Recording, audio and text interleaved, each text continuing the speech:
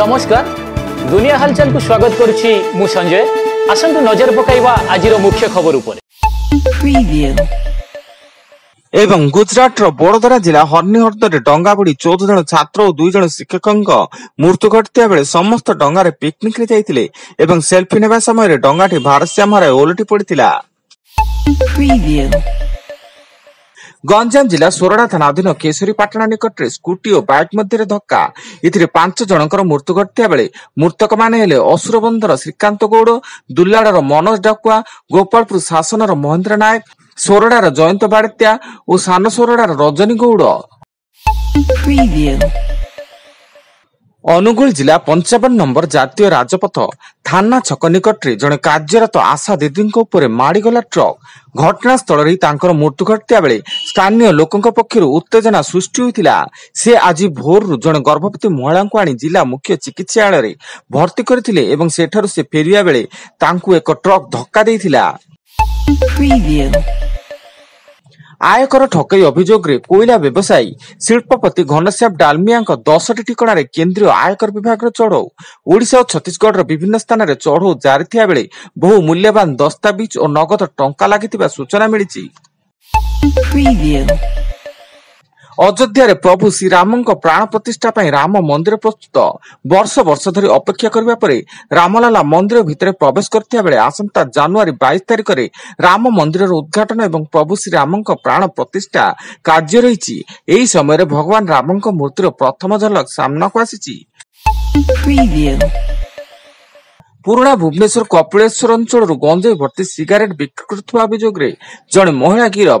भुवनेश्वर अबकारी विभाग महिला कमला साहू को गिरफ करने सह ताठारु 12 केजी ओजन रु अधिक गंजेई एवं विपुल परिमाण गंजेई भर्ती सिगारेट जबत करिछि।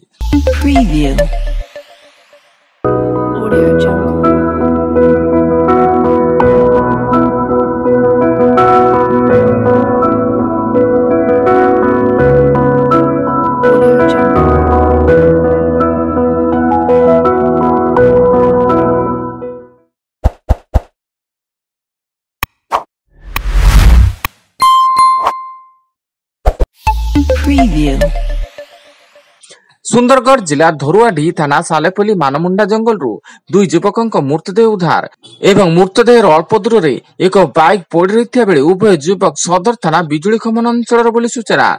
बोधे से माने बाइक रे जिबा बेले कलभट रे पिटुई छिटिकी पड़िथिबा संदेह करा जाउछि।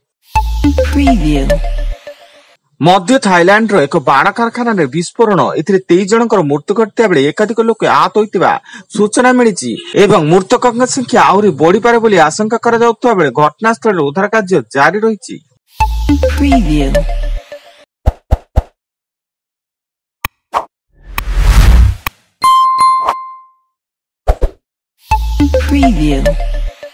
बौद्ध जिला कंटामाल थाना बुढ़ाखोल जंगल रे जवानों कुंबिंग ऑपरेशन बेले उभय माओवादी और एसएसजी जवानों मध्य गुली विनिमय एथिरे जवान मानक आक्रमण रे माओवादी शिविर ध्वंस हेबा सह माओवादी छत्रभंग देइतिले फल सेठारु विपुल परिमाणर मा सामग्री जबत होइछि।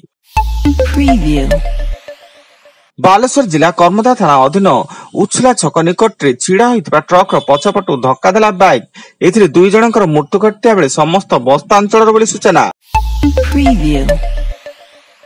आज पई एतिकी अधिक खबर जानिया पई आम वेबसाइट विजिट करंतु www.duniyahalchal.in। धन्यवाद।